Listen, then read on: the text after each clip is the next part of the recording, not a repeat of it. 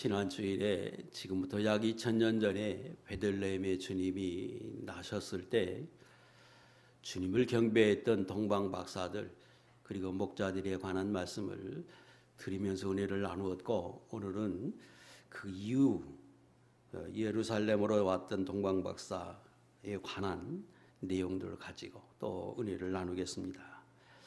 먼저 지난 주에 드렸던 말씀을 간단하게 제가 상고하겠습니다.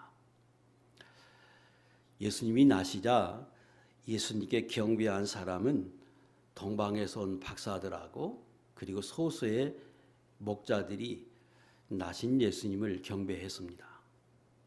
그들이 예수님을 경배할 수 있었던 것은 하나님이 특별한 은혜를 그들에게 베풀어 주셨는데, 그것은 별이라고 하는 것을 통해서 그들을 인도해 주셨고, 또 천사를 직접 목자들에게 보내서 그들에게 계시해 주므로 그들이 나신 예수님을 경배할 수 있었습니다.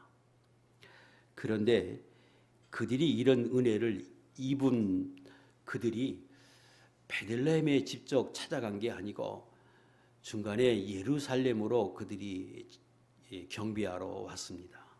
이것은 별을 따라가다가 그들이 상식에 근거해서 자기 예단에서 예루살렘으로 찾아와서 나신 예수님을 찾았습니다. 거기까지 지난주에 말씀을 드렸고, 오늘은 그 이후의 말씀을 통해서 우리가 같이 은혜를 나누려고 합니다. 자, 예수 믿는 사람은 마치 동방박사와 같이 목자들과 같이 하나님의 은혜를 입은 사람들이다. 이유는 오늘 예수 믿는 사람들에게도 하나님의 말씀을 주신 이 말씀은 하나님이 예수님께, 예수님은 천사에게, 천사는 각 선지자와 또 사도들에게 그걸 전해주고 기록해서 오늘 예수 믿게 한 거고, 그 말씀을 볼 때에도 성령이 감동해 주지 않으면 우리가 믿어지지 않기 때문에 오늘 예수 믿는 우리도 다 그와 같은 은혜를 입은 사람이다.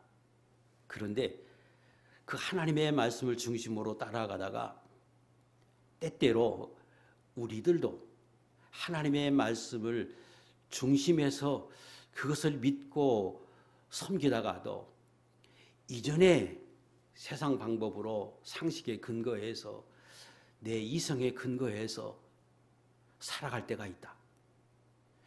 거기까지 말씀을 드렸는데, 그렇게 산 결과가 어떤 결과를 낳는지 오늘 성경은 우리에게 교훈해 줍니다. 첫 번째 본문 3절에 보면 헤롯과 온 예루살렘에 소동이 났습니다. 여기 소동이 났다고 하는 원어적인 의미는 대단히 당황하고 초조해하고 두려움을 가졌다는 겁니다. 누가 그랬느냐? 본문의 3절, 헤롯 왕과 온 예루살렘이 그랬습니다.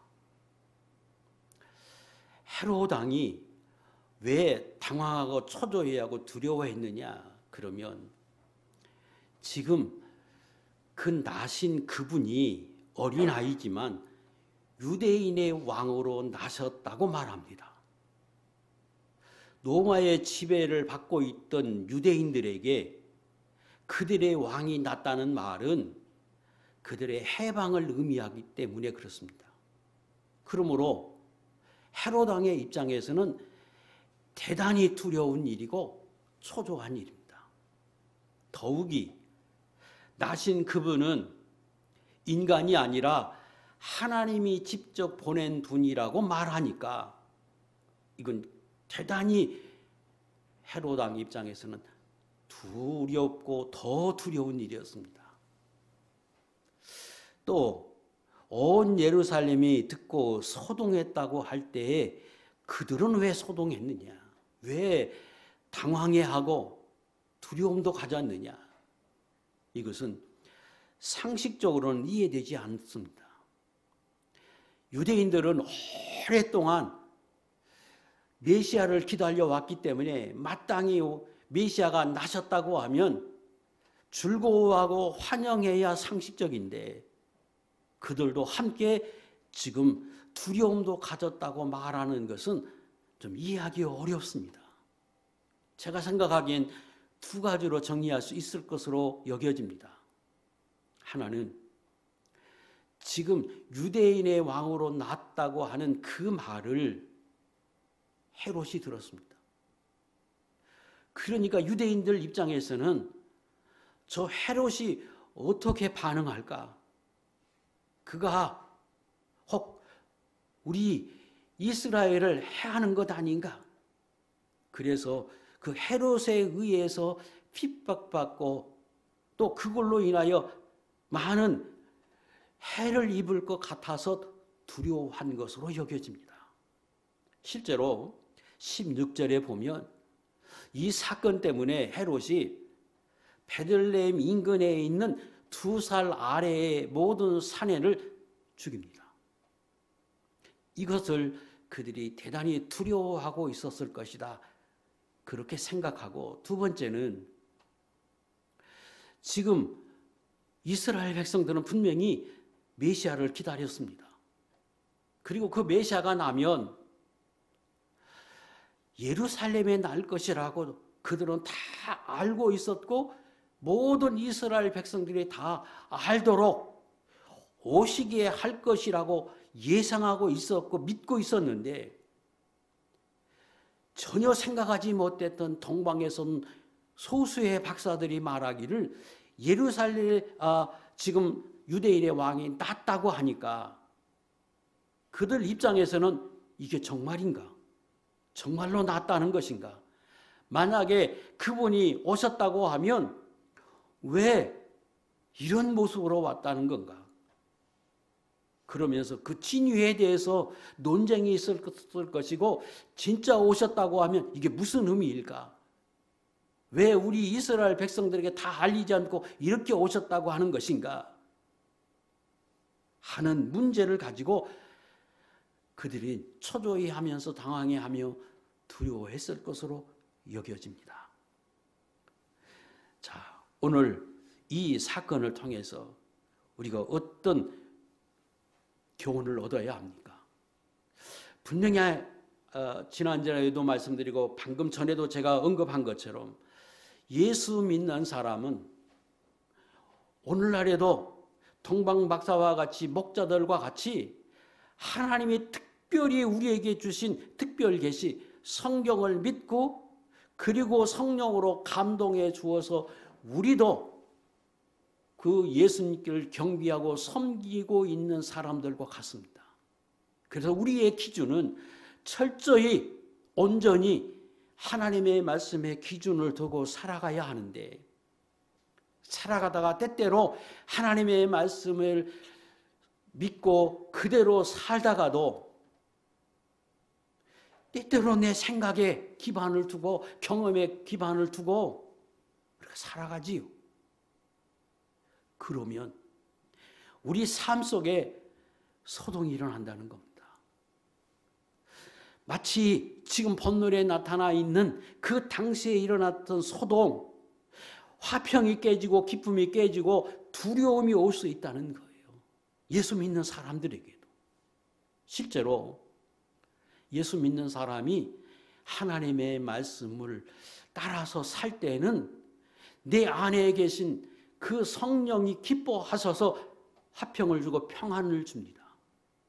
그런데 알매도 불구하고, 이것이 하나님의 뜻이라고 여겨짐에도 불구하고 내가 그걸 의도적으로 벗어나면 즉각적으로 예수 믿는 사람에게 두려움도 함께 옵니다. 화평이 깨집니다. 그런 거지요. 그래서 예수 믿는 사람은 영적으로 보면 오늘도 별의 인도를 따라서 하나님을 섬기는 사람들인데, 주님을 섬기는 사람들인데, 때때로 우리가 별의 인도를 저버리고 이전에 살던 모습으로 돌아가서 섬길 때에 우리 삶 속에 답답한 일을 만날 수 있다고 하는 교훈을 우리에게 주시는 말씀입니다.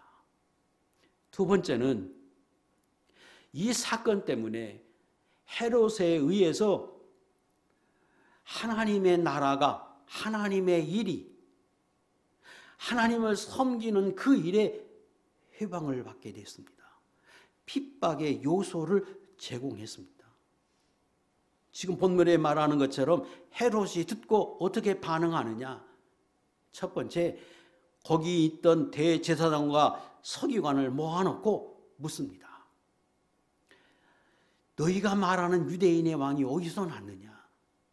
그러니까 그때의 서기관이 대답해 주기를, 미가서 5장 2절에 보면 베들레헴이라고 하는 곳에서 난다고 했습니다 하고 말해줍니다.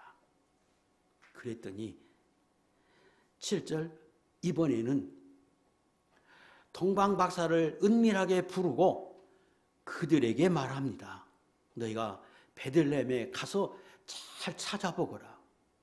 그리고 그 유대인의 왕이 났다고 하면 그에게 너희가 경배하고 돌아갈 때 우리에게 와서 내게도 알려달라. 나도 찾아가서 경배하고 싶다고 말합니다. 그런데 이 말은 본심이 아니라 그 나신 예수를, 나신 메시아에 관해서 그가 알아보고 찾아서 죽이려고 하는 의도로 지금 이렇게 물었습니다. 실제로 아까 말씀드린 16절에 가면 실제로 많은 아이를 이 사건으로 인하여 죽입니다. 그때 하나님이 나신 예수를 애굽으로 피하게 해서 예수님의 생명을 보존합니다. 그러나 많은 사람이 그 문제로 피해를 입었습니다. 무엇을 말해줍니까? 어떤 교훈을 얻습니까? 오늘도 똑같다는 거예요. 예수 믿는 사람이 하나님의 말씀에 중심을 두고 따라가야지, 성령의 인도와 감동에 따라서 살아야지, 그러지 못하면 어두운 일을 만나고 답답한 일을 만날 수 있고, 그리고 더 나아가서 그게 지속이 되면, 계속해서 그 삶을 살면 마귀에게 해방받는 빌미를 줄 수 있다는 겁니다. 그래서 절대적으로 영적으로 손해를 입어요. 때로는 물질적으로 또 육체적으로 손해를 입고 해를 입고 하나님을 섬기는 일에 회방을 받고 하나님의 나라에 건설하는 일에 회방을 받습니다. 이것을 성경을 통해서 오늘 우리에게 교훈해 주고 있습니다. 이 부분이 그저 간단하게 이렇게 설명드릴 수 있는데 조금 영적인 원리로 왜 도대체 그 별의 인도를 따라가는 게 그렇게 중요한가? 그게 어떤 의미가 있는가? 이 부분을 조금 더 살펴보려고 합니다. 아까 말씀드린 대로 예수 믿는 사람이 누구입니까? 예수 믿는 사람이 처음부터 잘났고 하나님의 사랑을 입을 만한 존재가 아니었습니다. 똑같은 죄인인데 하나님은 우리를 바라보면서 하나님이 특별하게 저희들에게 주신 이 하나님의 말씀, 마치 동방박사에게 별을 통해서 예수 그리스도가 났음을 말해줄 때 그들이 믿고 행동으로 옮긴 것처럼 우리는 하나님의 말씀이 하나님이 우리에게 주신 말씀으로 정말로 믿고 그 말씀대로 순종해서 예수 믿는 사람들입니다.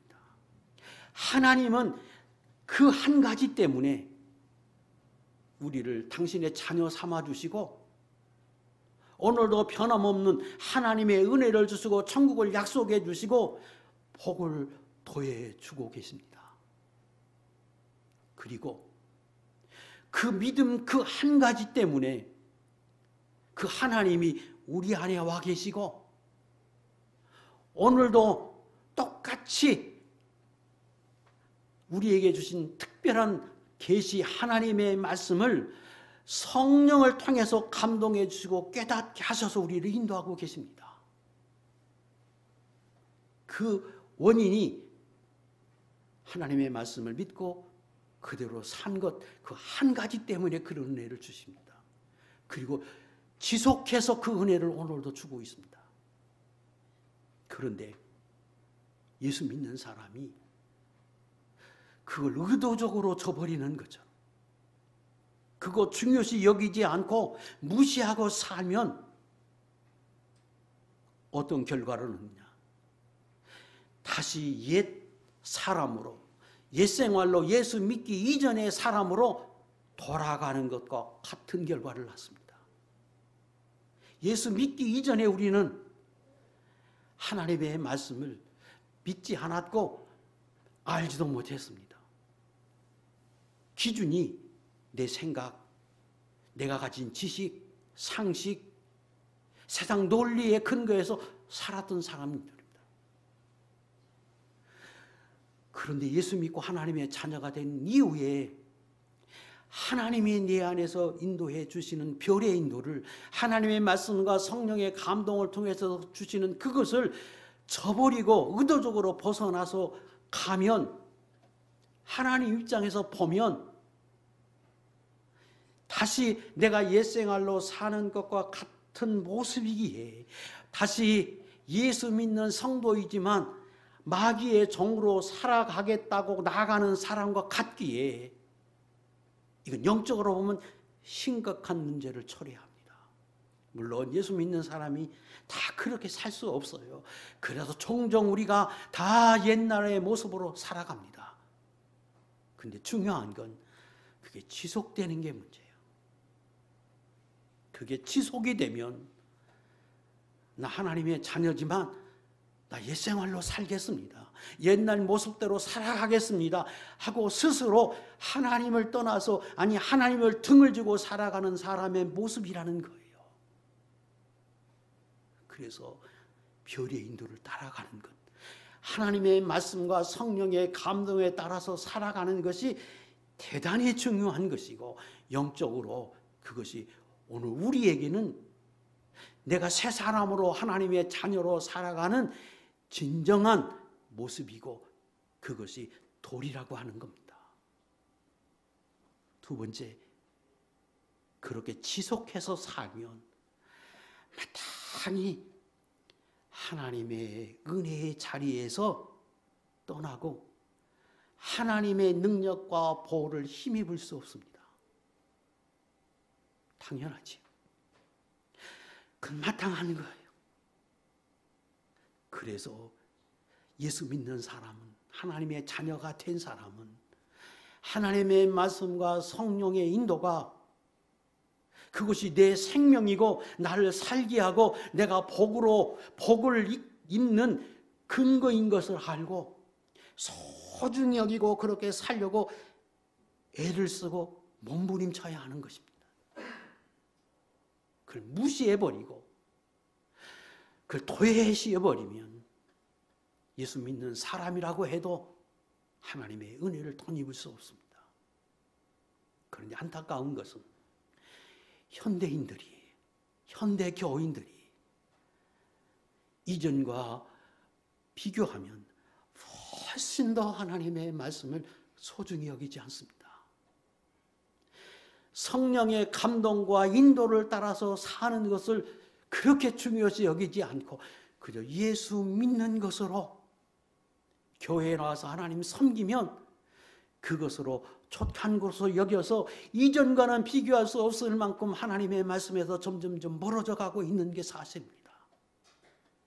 그랬더니 하나님의 역사도 이전과는 비교하지 못할 만큼 약화됐습니다. 그게 사실이고 현실입니다. 왜 그러느냐? 그만큼 하나님의 말씀과 성령의 인도를 따라가는 것이 예수 믿는 사람에게는 대단히 중요하다는 거예요. 여호수아 1장 7절과 8절 말씀 요 앞에 있는 것만 읽겠습니다. 시작. 오직 강하고 극히 담대하며 그 율법을 다 지켜 행하고 우로나 자로나 치우치지 말라. 그리하면 어디로 가든지 형통하리니 이 율법 책을 내 입에서 떠나지 말게 하며 다 지켜 행하라. 그리하면 내 길이 평탄하게 될 것이며 내가 형통하리라. 계속해서 강조하십니다. 마음을 극히 강하게 하고 담대히 해라. 왜 하나님의 말씀을 따라서 사는 것이 쉬운 게 아니다. 굳은 결심을 하고 그렇게 살려고 몸부림쳐야 하는 문제다. 그런데 그것이 대단히 중요한 것은 너희가 그렇게 살기만 하면 내 삶이 평탄하고 형통한 법이다. 강조하고 또 강조해서 계속해서 말씀하십니다. 왜? 그것이 예수 믿는 사람의 생명과 같기에 그거 한 가지 때문에 하나님은 우리를 자녀 삼아주시고 보호하고 인도해 가시기 때문입니다. 그래서 강조하십니다. 세상에 살면서 내 마음을 강하게 하고 견고히 하고 심지를 굳게 해서 말씀대로 살겠다고 결심하고 그렇게 살려고 애써라. 그러면 내가 평탄하고 형통하게 내 길을 만들어준다. 이거 계속해서 강조하십니다. 시편 107편 9절과 11절 말씀에 이렇게 말씀하십니다. 시작. 그가 사모하는 영혼에게 만족을 주시며 줄인 영혼에게 좋은 곳으로 채워주심이로다. 사람이 흑암과 사망의 그늘에 앉으며 권고와 쇠사슬에 매임은 하나님의 말씀을 거역하며 지존자의 뜻을 멸시함이라. 하나님은 우리 안에 계셔서 그 하나님을 사모하고 그 하나님을 사모하고 그렇게 살겠다고 힘쓰고 했으면 하나님이 좋은 것을 주겠다고 약속하십니다. 마땅하지 않아요. 하나님의 자녀인데. 그리고 그 말씀 이후에 하나님 말씀하세요. 그런데 내가 하나님의 자녀인데 하나님의 영혼이 내 안에 있는데 하나님이 너를 보호하고 역사하고 하나님의 자녀로 양육해 주는데 왜 살면서 내 삶에 흑암이 만나고 사망이 만나고 그늘에 앉고 권고한 사슬에 매이는 줄 아느냐. 그건 하나님의 말씀을 내가 거역하고 멸시하기 때문이고 하나님의 뜻을 어긋나게 살기 때문이 아니냐. 하나님의 뜻이 뭡니까? 우리 안에 계신 하나님이 감동해주고 깨닫게 하고 양심의 가책을 통해서 우리에게 주시는 그거 하나님의 뜻 아닙니까? 하나님은 말씀과 성령의 감동과 인도를 통해서 오늘도 역사에 가시는데 그래서 좋은 것으로 주시기 원하시는데 너희가 그 하나님의 자녀라고 자녀이면서 그 하나님의 말씀을 무시하고 멸시하고 살면 내 삶에 흑암을 만난 것 아니냐 하고 말씀하십니다. 여기 말씀하는 9절의 말씀은 우리가 너무 많이 이중에서 잘 알아요. 그런데 9절의 말씀 이후에 10절과 11절 주셨던 이 말씀은 우리가 잘 기억 안 하려고 하거든요. 같은 말씀이에요. 연결선상에서 주신 말씀입니다. 저는 저와 여러분이 오늘도 특별한 은혜를 입고 사는 하나님의 종들인 줄 아시고 내가 동방박사와 같고 목자와 같은 사람들이다. 하나님은 오늘도 내 안에 계셔서 별로 인도하는 것처럼 목자에게 나타나서 천사를 통해서 말씀해 주는 것처럼 오늘도 내 안에서 특별하게 역사하는 하나님의 은혜를 입은 사람인 줄 알고 내게 주시는 하나님의 말씀, 내게 감동해 주시는 그 하나님의 말씀을 소중히 여기고 그 별의 인도를 따라서 살려고 몸부림치는 하나님의 귀한 종들이 될 수 있기를 주의 이름으로 축복합니다. 그러면 마귀는 어떻게 역사하겠습니까? 하나님은 우리 안에서 변함없이 우리를 별로 인도하는 것처럼 인도하고 계실 때 마귀는 그 모습을 바라보면서 우리를 어떻게 하겠습니까? 그걸 못하게 하겠지요. 마귀가 쓰는 계책 중에 하나가 그래 좋아 교회는 가. 교회는 가서 하나님은 섬겨. 그런데 세상에 속해서 살라고 말해요. 교회만 가고 나머지는 옛날처럼 살아. 세상 사람처럼 똑같이 살아. 그래도 하나님의 자녀로서 좀 구별되어 살라고 하면 그 다음에는 말해요. 그래 멀리는 가지 마. 그래 때때로 하나님 말씀을 사는 건 괜찮아. 그런데 어려우면 다시 돌아와. 어려우면 내가 유익이 되면 다시 돌아와서 옛날처럼 살아 하고 우리를 미혹합니다. 출애굽기 8장 25절 28절 요 앞에 있는 거 시작. 바로가 너희는 가서 이 땅에서 너희 하나님께 제사를 드리라. 내가 너희를 보내리니 너희의 하나님 여호와께 광야에서 제사를 드릴 것이나 너무 멀리 가지는 말라. 이 땅에서 섬기라는 말은 애굽에서 섬겨라. 애굽에서 세상 사람과 같이 살면서 교회만 나가라. 교회만. 그 말씀은 지키지 말라는 거예요. 하나님 말씀은 경시하고 살라는 거예요. 예수 믿는 건 좋아, 교회 가는 건 좋은데 하나님의 말씀은 따라서 사는 것을 악한 마귀가 대단히 싫어해요. 왜? 그게 생명이거든. 그래서 조금 더 열심히 섬기려고 하면 이제 말해요. 그렇게 살다가 좀 어려우면, 고난이 있으면, 시련이 있으면 돌아와. 옛날처럼 살아.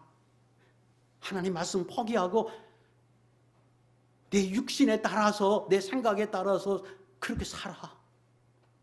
멀리 가지 말라는 거예요. 멀리 안 가면 어려우면 다시 돌아오잖아요. 애굽으로. 예수 믿는 사람이 열심히 섬기다가 세상 일이 잘 안 돼요. 가정이 꼬이고 내 문제가 해결되지 않으면 더 하나님께 가까이 가야 하는데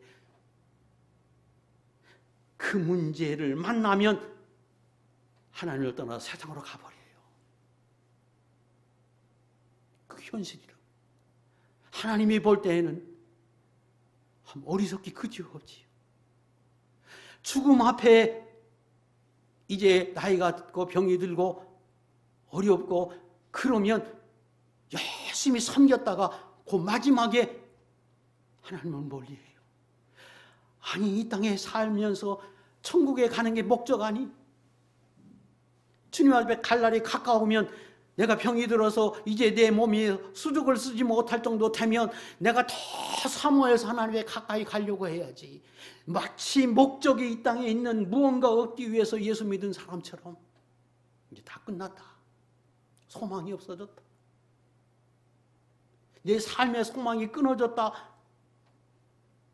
그래서 이제 예수 믿는 것도 끝. 그러려고 해요. 예수 믿는 목적이 이 땅에 있는 그 무언가 얻기 위해서 믿는 사람처럼. 내세를 바라보고 천국을 소망하고 산 사람은 그럴 때일수록 내가 이제 주님 앞에 갈 날이 가까웠다. 그러면서 더 하나님 앞에 가까이 가야 하는데 반대라고요. 어려움은 세상으로 가고 하나님 멀어지고 죽음 앞에 하나님을 멀리하고 악한 마귀의 종이 되려 살려 하는 이 어리석은 모습이 우리의 모습일 수 있어요. 그게 악한 마귀가 우리에게 미혹하는 것이고 끊임없이 우리에게 그렇게 유혹하고 있어요. 때때론 악한 마귀가 직접적으로 우리에게 요구합니다. 그게 뭐냐 그러면 창세기 3장 4절 5절 띄워보세요. 우리가 너무 잘 알아요. 뱀이 사단이 미혹합니다. 저 선악과라고 하는 저거 하나님이 먹지 말라고 그랬느냐? 너 그거 먹지 말라고 하는 이유는 그거 먹으면 하나님처럼 되니까 너 먹지 말라고 한 것이야. 하나님이 그렇게 말씀하셨어도 하나님이 내게 성경에 그렇게 말씀하시고 내게 감동해 주어도 그거 안 지키며 살아. 오히려 더 잘 돼. 너 하나님처럼 될 거야. 어떻게 인간이 하나님처럼 돼요? 하나님이 창조주고 그분이 생명의 근원이시고 그분이 모든 것을 주관하시는 분인데 그 말씀을 어기고 그분과 멀리 하는데 어떻게 잘 돼요? 마귀는 그렇게 미혹하거든요. 너 그거 어기면 너 그렇게 안 하면 훨씬 더 잘 돼. 재밌어. 행복하게 살 수 있어. 직접적으로 요구해요. 그런데 인간이 거기 넘어지거든. 창조주가 하나님이신데 모든 만물의 주관자가 하나님이신데 그 하나님의 말씀과 반대되는 길로 가는 것 산다고 미혹하고 그게 복이라고 미혹하고 그것이 오히려 더 잘 되는 게 하나님과 같이 된다고 미혹해. 마태복음 4장 8절과 9절에 세 가지 마태복음 4장에서 마귀가 미혹하잖아요. 그 떡 그거 왜 금식하고 힘들게 어렵게 하나님을 섬기려고 하느냐. 돌로 떡 만들어서 배불리 먹고 행복하게 잘 살아야지. 세 번째 미혹하는 거는 한 번만 내게 절하면 내가 다 너에게 다 줄게. 세상 모든 부귀 영광 그 너에게 다 줄게. 마귀가 줍니까? 세상이 줍니까? 창조자이신 하나님의 주권에 모든 게 있는데 인간은 마치 하나님으로 좀 멀어지면 자유롭고 살 수 있고 행복하게 살 수 있고 잘 된다고 생각하고 그렇게 말하는 것에 미혹이 돼서 속아서 하나님과 멀어지려고 합니다. 한 번만 양보하면, 한 번만 포기하면, 한 번만 하나님의 말씀 아니라 반대로 살면, 내게 절하면, 그러면 내가 다 얻게 해줄게. 잘 되게 될 거야. 이렇게 마귀가 직접적으로 우리를 미혹합니다. 기억합시다. 예수 믿는 사람은 하나님의 말씀과 성령의 인도가 생명이다. 그것으로 자녀 삼아 주었고 그것이 하나님을 사랑하는 척도이요 하나님 앞에 복을 받는 비결이라고 하는 것 잊지 말아야 합니다.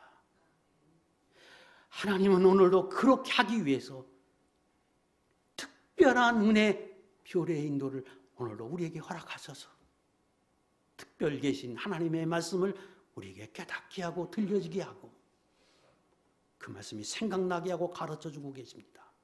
누가? 성령 하나님이. 똑같은 은혜를 오늘도 우리에게 베풀어 주고 계십니다. 그렇게 살 때 그것이 하나님을 사랑하는 것이고 그것이 하나님의 은혜 받는 비결이다. 요한일서 5장 1절에서 3절까지 쭉 설명하는데 요 앞에 있는 2절과 3절만 읽겠습니다. 시작. 우리가 하나님을 사랑하고 그의 계명들을 지킬 때에 이로써 우리가 하나님의 자녀를 사랑하는 줄 아느니라. 하나님을 사랑하는 것이 이것이니 우리가 그의 계명들을 지키는 것이라. 온전히 못 지키지요. 그러나 내 중심이 그렇게 살려고 하나님 앞에 결심하고 기도하고 좀 더 진보하게 살아드릴 때 하나님이 그걸 통해서 우리에게 똑같은 은혜 오늘도 베풀어 주시고 참된 길, 복된 길로 우리를 인도해 주실 것입니다. 5절 이하의 말씀. 지금 동방 박사가 표를 잃어버렸습니다. 왜요? 예루살렘 근처까지 왔다가 이제 예루살렘이겠구나. 거기가 종교의 중심지이고 문화의 중심지이고 정치의 중심지이니까 마땅히 저기겠구나. 그래서 상식에 근거해서 예루살렘에 갔습니다. 근데 그렇게 해서 소동이 났고 비로소 그가 깨달아요. 잘못 왔구나. 그리고 보니까 자기를 인도했던 별을 잃어버립니다. 별이 사라졌습니다. 그때 어떻게 해야 하느냐? 내가 하나님의 인도를 벗어나서 하나님의 인도를 받지 못하고 어두움에 처하면 소동이 난 내 인생이 되면 내가 그렇게 깨닫고 날 때 우리는 어떻게 해야 하느냐? 첫째, 하나님의 말씀으로 다시 돌아가야 합니다. 그때 우리가 사는 길은 다시 하나님 말씀으로 돌아가는 길입니다. 지금 헤롯이 서기관들에게 장로들에게 대제사장에 물었습니다. 유대인의 왕으로 나신 이가 어디서 난다고 하느냐? 그때 미가서 5장의 2절 말씀을 그들이 들려줄 때 동방박사가 그 말을 거기서 듣습니다. 곧 하나님의 말씀을 듣습니다. 그리고 그들이 깨닫습니다. 아, 예수님은 베들레헴에서 나시는구나. 하나님이 그렇게 말씀하셨구나.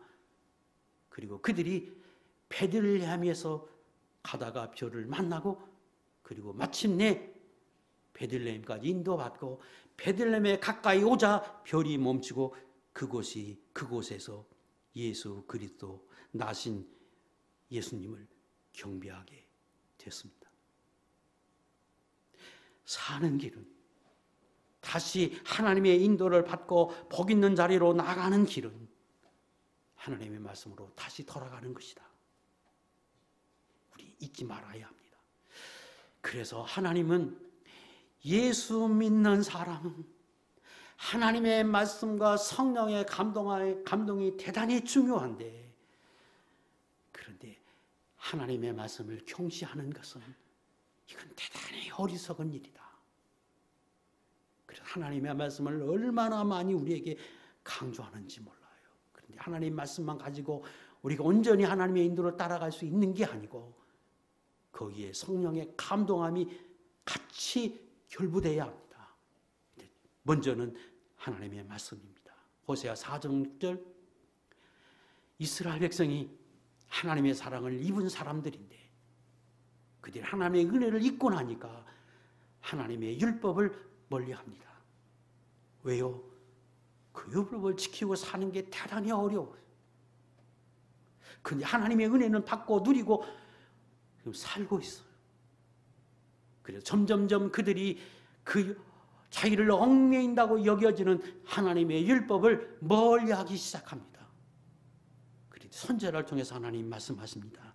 내 백성이 이스라엘이 하나님을 섬기는 성도가 지식이 없으므로 하나님의 말씀이 없으므로 망하는도다.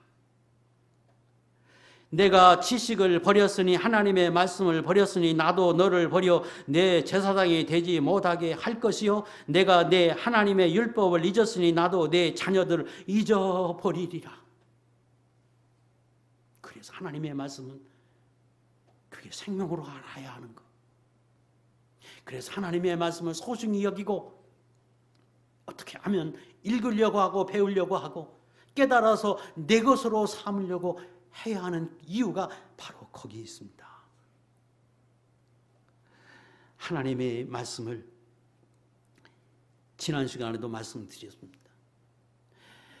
더 나가면 그 하나님의 말씀의 위에 성령으로 깨닫게 하신다. 마치 샛별과 같이 깨닫게 하고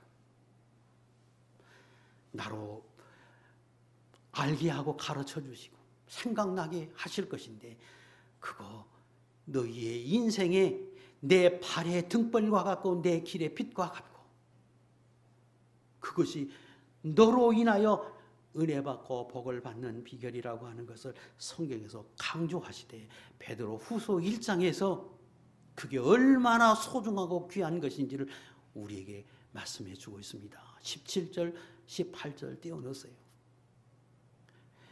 17절 18절 이 말씀은 너희가 이전에 지금 베드로 후서는 베드로가 기록한 것인데 베드로가 마태복음 17장에 보면 베드로와 요한과 야고보라고 하는 세 제자가 예수님과 더불어 변화산에 올라갔다가 거기서 신령한 은혜를 체험합니다. 너무 좋아서 내려가기 싫어서 말씀하지요. 우리가 여기서 초막셋을 짓고 우리가 영원히 살고 싶습니다. 하나는 예수님, 하나는 엘리야, 모세 그렇게 짓고 우리 여기서 살고 싶습니다. 그렇게 말합니다. 그때 그들이 그 신령한 자리에서 하나님의 음성을 직접 듣고 신령한 세계에서 그 예수님을 눈으로 봤습니다. 그래서 성경은 말씀합니다. 너희가 그때 봤던 그 신령한 자리에서 너무 좋아서 황홀해서 내려가기 싫다고 했던 그 자리에서 봤던 그것보다 그때 들었던 그 음성보다 더 확실한 것이 너희에게 있는데 그게 곧 하나님의 말씀이다. 17절, 18절은 그 배경을 설명하고 19절에 말씀하십니다. 또 우리에게 더 확실한 예언이 있어 어두운 데를 비치는 등불과 같으니 날이 새어 샛별이 너희 마음에 떠오르기까지 너희가 이것을 주의하는 것이 옳으니라. 그 말씀이 오늘도 끊임없이 우리를 인도에 가진다고 말씀하시기 때문입니다.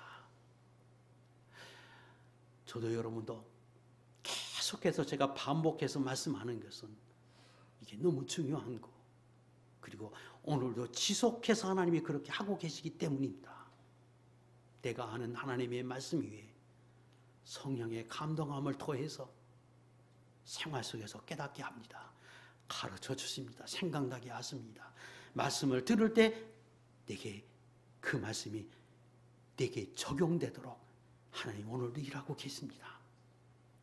그거 동방박사에게 인도했던 별의 인도와 같다.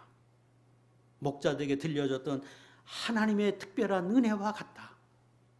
그것이 오늘 내가 주님을 경배하게 하는 것이다. 내가 주님을 만나고 복을 받고 은혜를 입게 하는 비결이 거기 있다. 이렇게 여기고 우리가 다시금 잃어버렸으면, 내가 기쁨을 잃어버리고 하나님의 은혜를 잃어버렸으면 다시 말씀으로 돌아가는 하나님의 귀한 종들이 되시기를 축복합니다. 두 번째는 하나님의 말씀은 소중한데 그 말씀을 깨달음으로 별을 인도를 다시 받을 수 있는 게 아닙니다. 오늘 본문 9절 다시 보겠습니다.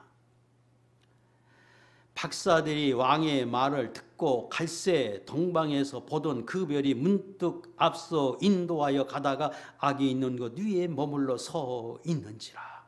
그들이 별을 보고 매우 크게 기뻐하고 기뻐했다고 말씀합니다.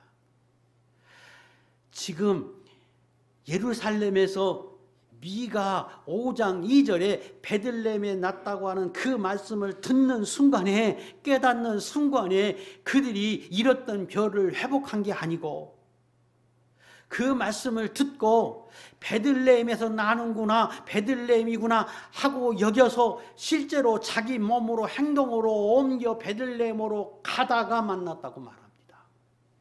이거 굉장히 중요한 말이에요. 내가 하나님의 말씀을 들었어요. 하나님 말씀을 깨달았어요. 떠올랐어요. 가르쳐 주셨어요. 그러면 그 말씀이 옳다고 여겨서, 그게 하나님의 인도라고 여겨서 내가 실제로 그렇게 살아갈 때 하나님의 은혜를 경험한다는 거예요. 그때 하나님을 만난다는 거예요. 그것이 나로 하여금 영적 회복을 주는 비결이라는 거예요. 언제? 행동으로 옮겨질 때, 실천할 때, 그때 은혜를 받습니다. 가나안 혼인잔치에 포도주가 떨어졌습니다. 제일 먼저 한 것은 가서 아뢰는 겁니다. 우리 집에 포도주가 떨어졌습니다. 기도입니다. 하나님, 내게 이게 필요합니다. 이 문제가 있습니다. 기도입니다. 그랬더니 바로 포도주를 주신 게 아니고 명령합니다. 저 통 안에 물을 채워라. 근데 그 통이 뭐냐? 손 씻고 발 씻는 물, 허드렛 물, 그곳에 포도주 만들어 주겠다고 물을 채우라고 할 때 순종합니다. 상식에 근거해서는 순종할 수 없는 것인데, 내가 살아온 경험에 바탕해 주면 그거 순종할 수 없는 것인데, 그거 하나님이 주신 말씀으로 알고 순종합니다. 그랬더니 그 다음에 떠서 갖다 주라. 그런데 그때 보니까 물이요. 물을 떠다 주라는 겁니다. 갖다 주다 보니까 포도주가 된 것 아닙니까? 하나님의 말씀은 내가 순종할 때, 행동으로 옮겨질 때 하나님의 역사가 나타나는 법입니다. 오병이어의 이적도 똑같습니다. 가져와라. 너에게 있는 그거 아주 작은 것 가져오라 할 때 갖다 드립니다. 그랬더니 50씩 앉혀라. 순종해서 50명씩 음식 먹을 상같이 그들이 앉습니다. 오병이어해 가지고 물고기 2마리, 떡 5덩어리 예수님이 들었는데 그 5,000명 먹이겠다고 예수님이 식사 대용으로 앉으라고 하니까 그들이 앉습니다. 축사하고 떼어 줄 때 그때 그들이 먹고 남고 12강조리가 남도록 하나님이 역사해 주었습니다. 요단강 물이 흐릅니다. 그때 언약궤를 맨 제사장들에게 명령하기를 가라. 그때 그들의 발이 요단강 물을 밟을 때 요단강 물이 멈췄습니다. 여리고성 돌 때 여리고성도 그 여리고성이 무너질 걸 믿고 매일 한 바퀴씩 돌고 그리고 마지막이 7바퀴 돌 때 7일에 하나님이 그 성이 무너지게 하셨습니다. 하나님은 오늘도 저와 여러분 안에 특별한 은혜를 오늘도 주고 계십니다. 그 인도를 받고 계신 여러분들은 그 하나님의 인도를 따라서 날마다 살아드리고 그게 내 상식에 내 가지고 있는 지식에 반할지라도 그게 하나님의 주신 것이라고 믿고 믿음으로 순종해 감으로 수많은 사람들 가운데 동방박사 3사람 목자 소우수가 예수님을 만나고 경배했던 것처럼 오늘 그렇게 작은 존재이지만 그 믿음을 가지고 여러분이 그렇게 살아들여서 아니 그렇게 살아드린 우리 교회가 돼서 이 시대에 동방박사와 목자와 같은 은혜를 받고 누리는 귀한 종들이 될 수 있기를 주의 이름으로 축복합니다. 기도하겠습니다.